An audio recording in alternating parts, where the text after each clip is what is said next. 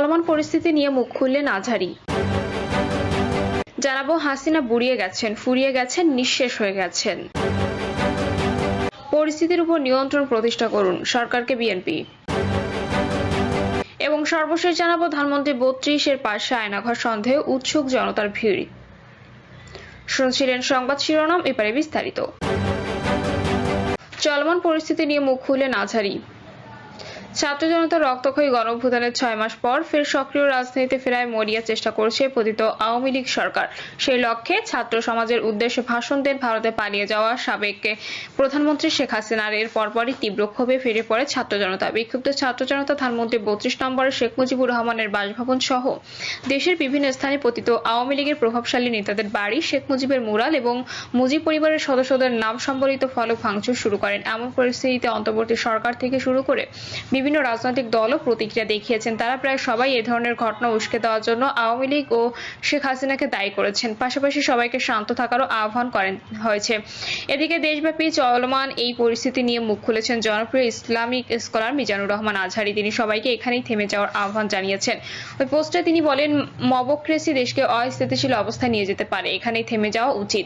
আসুন আমাদের জাতিকে পুনর্গঠন করি। এর আগে পতিত স্বৈরশাসক শেখ হাসিনা ভাষণ দিলে 32 নম্বরের শেখ মুজিবের বাড়ি গুড়িয়ে দেওয়া হবে বলে হুমকি দেওয়া হয় সামাজিক মাধ্যম ফেসবুকে নানা পেজ থেকে। তবে ভাষণের আগে সেখানে ভাঙচুর শুরু হয় এবং আগুন ধরিয়ে দেওয়া হয়। পরে রাজধানীর ধানমন্ডির শেখ হাসিনার বাড়ির সুধা সদন সহ দেশের বিভিন্ন স্থানে আওয়ামী লীগের নেতাদের বাড়িতে হামলা, অগ্নিসংযোগ ও লুটপাটের ঘটনা ঘটে। এ সময় বিভিন্ন স্থানে থাকা শেখ মুজিবের মুরাল ও মুজিব পরিবারের সদস্যদের নামে থাকা ফলক ভাঙচুরের ঘটনা ঘটে। দেশব্যাপী এমন অস্থিরতা দেখা গেলেও এ নিয়ে রাজনৈতিক দলগুলোকে অফিসিয়ালি কোনো বক্তব্য দিতে দেখা যায়নি। হাসিনা বুড়িয়ে গেছেন, ফুরিয়ে গেছেন, নিঃশেষ হয়ে গেছেন। ছাত্র জনতার গণ অভ্যুত্থানের বিরুদ্ধে ভারতে বসে একের পর এক বিষোদ্গার মন্তব্য করে যাচ্ছেন ক্ষমতাচ্যুত সাবেক প্রধানমন্ত্রী শেখ হাসিনা।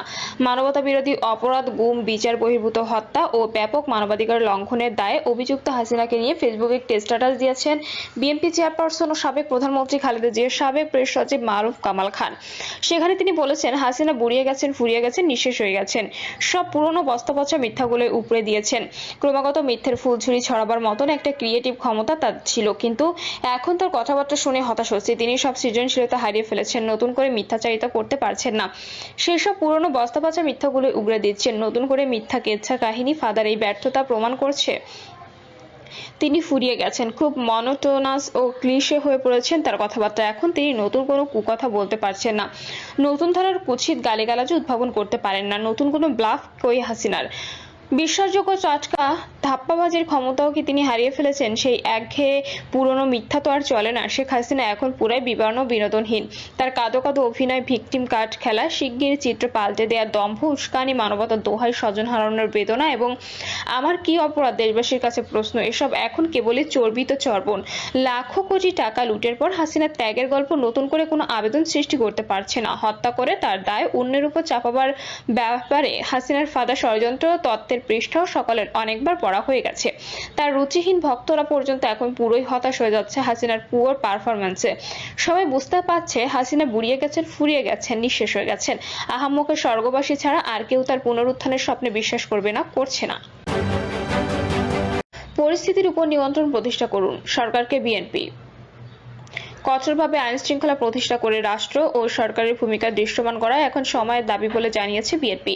দলটি বলেছে, উদ্বেগের বিষয় হচ্ছে সরকার উদ্ভূত পরিস্থিতি নিয়ন্ত্রণের সক্ষমতা প্রকাশ করতে না পারলে রাষ্ট্র ও সরকারের স্থিতিশীলতা হুমকির মুখে পড়বে। এই পরিস্থিতিতে উগ্র নৈরাজ্যবাদী, গণতন্ত্র বিরোধী দেশি বিদেশি অপশক্তির পাশাপাশি পরাজিত ফ্যাসিস্টদের পুনরুত্থানের সম্ভাবনা দেখা দিতে পারে, যার উপসর্গ ইতিমধ্যে দৃশ্যমান। সুতরাং অন্তর্বর্তীকালীন সরকারের প্রতি আহ্বান, পরিস্থিতির উপর নিয়ন্ত্রণ প্রতিষ্ঠা করুন, অন্যথায় দেশে নৈরাজ্যকর পরিস্থিতির প্রসার ঘটবে। দেশের চলমান পরিস্থিতিতে রাত 1:30টার দিকে বিএনপি সিনিয়র যুগ্ম মহাসচিব অ্যাডভোকেট রুহুল কবির রিজভী স্বাক্ষরিত এক বিবৃতিতে একথা জানানো হয়।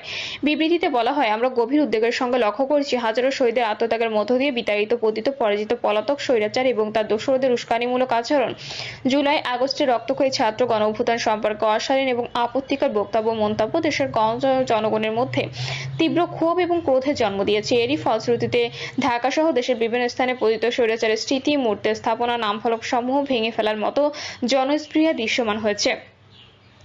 বিবৃতিতে রুহুল কবির রিজভী বলেন, বর্তমান অন্তর্বর্তীকালীন সরকার গত 6 মাসও পলাতক স্বৈরাচার এবং তাদের দোষরদেরকে আইনের আওতায় আনতে যথেষ্ট কার্যকর পদক্ষেপ জনসম্মুখে দৃশ্যমান করতে সফল হয়নি বলে জনমনে প্রতিভাত হয়েছে। ফলে জনগণ আইন নিজের হাতে তুলে নেওয়ার মতো বেআইনি কর্মকাণ্ডে উৎসাহিত হচ্ছে। একটি সরকার বহাল থাকা অবস্থায় জনগণ এভাবে নিজের হাতে আইন তুলে নিলে দেশে বিদেশে সরকারের ভাবমূর্তি ক্ষুণ্ণ হতে পারে। অথচ জুলাই ছাত্র গণঅভ্যুত্থানের আকাঙ্ক্ষা অনুযায়ী জনগণের প্রত্যাশা ছিল দেশে আইনের শাসন পুনঃপ্রতিষ্ঠা হবে, যা বর্তমান সরকারের সর্বোচ্চ অগ্রাধিকার হওয়া বাঞ্ছনীয় ছিল। বর্তমানে দেশে বিভিন্ন শ্রেণী পেশার মানুষ নানান ধরনের দাবি দেওয়া নিয়ে তখন সড়কে মব কালচারের মাধ্যমে জনদুর্ভোগের সৃষ্টি করছে, যা সরকার যথাযথ পদক্ষেপ গ্রহণে মুন্সিয়ানা দেখাতে ব্যর্থ হচ্ছে। তিনি বলেন, জুলাই আগস্টের ছাত্র অভ্যুত্থানের শহীদ পরিবারের রাষ্ট্রীয় সহযোগিতা এবং আহতদের যথাযথ চিকিৎসা ও পুনর্বাসন, নিন্দিত ঘৃণিত পলাতক স্বৈরাচার এবং তার দোষরদের দ্রুত বিচার নিশ্চিত করা, পরাজিত ফ্যাসিস্টদের উস্কানিমূলক তৎপরতা রোধে কার্যকর পদক্ষেপ গ্রহণ অতি জরুরি অগ্রাধিকার। অথচ এসব বিষয়ে দৃশ্যমান এবং উল্লেখযোগ্য অগ্রগতি নেই। রুহুল কবির রিজভী বলেন, এখনো প্রশাসনকে পতিত ফ্যাসিস্ট শাসকের দোষরমুক্ত করা হয়নি। বিচার বিভাগে কর্মরত ফ্যাসিবাদের দোষরা এখনো বিদ্যমান, পুলিশ প্রশাসনে গণ অভ্যুত্থান বিরোধী সক্রিয় সদস্যরা এখনো কর্মরত। এমতো অবস্থায় সরকার জন আকাঙ্ক্ষা পূরণের সফলতা অর্জন করতে পারবে কিনা তা যথেষ্ট সন্দেহের উদ্বেগ করে। বাজার সিন্ডিকেটে নিয়ন্ত্রণ করে জনগণের নিত্যদিনের দুঃখ দুর্দশা লাঘব করা জরুরি। দীর্ঘ 16 বছরের ফ্যাসিবাদ বিরোধী গণতান্ত্রিক সংগ্রামে অংশগ্রহণকারী সকল শ্রেণী পেশার মানুষের বিরুদ্ধে দায়েরকৃত মিথ্যা গায়েবী মামলার কোনো সুরাহা এখনো হয়নি। গণতন্ত্রকামী জনগণ ফ্যাসিবাদী আমলে দায়ের করা মিথ্যা মামলায় এখনো হয়রানির শিকার হচ্ছে। অথচ এ বিষয়ে সরকার যথাযথ পদক্ষেপ গ্রহণে কার্যকর কোনো ভূমিকা রাখেনি। বিবৃতিতে আরো বলা হয়, জুলাই ছাত্র গণ অভ্যুত্থানের আকাঙ্ক্ষাকে ধারণ করে মানুষের হারানো গণতান্ত্রিক অধিকার, সাংবিধানিক অধিকার, মানবাধিকার সহ ভোটাধিকার নিশ্চিত করার লক্ষ্যে যথাশীঘ্র সম্ভব একটি নির্বাচিত রাজনৈতিক সরকার প্রতিষ্ঠা করাই এখন সর্বোচ্চ অগ্রাধিকার। নির্বাচনমুখী জরুরি সংস্কার সাধন করে দ্রুত নির্বাচনের আয়োজন করাই বর্তমান সরকারের প্রধানতম ম্যান্ডেট। অথচ জন আকাঙ্ক্ষা উপেক্ষা করে অন্তর্বর্তীকালীন সরকার নিজেরাই এই অগ্রাধিকারকে প্রাধান্য না দিয়ে অন্যান্য বিষয়ে অধিক মনোযোগী হলে প্রতীয়মান হচ্ছে। বিবৃতিতে বলা হয়, পতিত ফ্যাসিস্ট এবং স্বৈরাচারের স্মৃতিচিহ্ন নিশ্চিহ্ন কিংবা নির্মূলের মধ্যে ফ্যাসিবাদের মূলোৎপাটন নিহিত নয়, বরং ফ্যাসিবাদ বিরোধী আদর্শিক চিন্তাশক্তি প্রভাবের আদর্শিক রাজনীতি প্রতিষ্ঠা এবং ফ্যাসিবাদ বিরোধী গণ ঐক্যকে দৃঢ় ভিত্তি দেয়া এবং জাতীয় ঐক্যের রাজনৈতিক সংস্কৃতির চর্চায় উত্তম পন্থা। জনগণের মধ্যে এই ধরনের বার্তা ছড়িয়ে দিতে আমাদের সকলেরই প্রচেষ্টা অব্যাহত রাখতে হবে। ধানমন্ডি 32-এর পাশে আয়নাঘর সন্দেহে উৎসুক জনতার ভিড়। ধানমন্ডি 32 নম্বর বঙ্গবন্ধু শেখ মুজিবুর রহমানের বাড়ির পাশে একটি নির্মাণাধীন ভবনে আয়নাঘর আছে এমন সন্দেহ ভিড় করেছেন ছাত্র জনতা। ভবনটির গ্রাউন্ড ফ্লোরের নিচে আন্ডারগ্রাউন্ডে আরো 4টি ফ্লোর ঘিরে এমন সন্দেহ তৈরি হয়েছে। প্রত্যক্ষদর্শীদের সন্দেহ, স্বৈরাচার শেখ হাসিনা, ডিজিএফআই, পুলিশ, র্যাবসহ বিশ্বস্ত প্রশাসনের আয়নাঘরের বাইরে দলীয় নেতাকর্মীদের দ্বারা নতুন এই আয়নাঘর তৈরি করেছে। তবে কেউ কেউ বলছেন ফ্লোরগুলো বহুতল ভবনটির গ্যারেজ হতে পারে।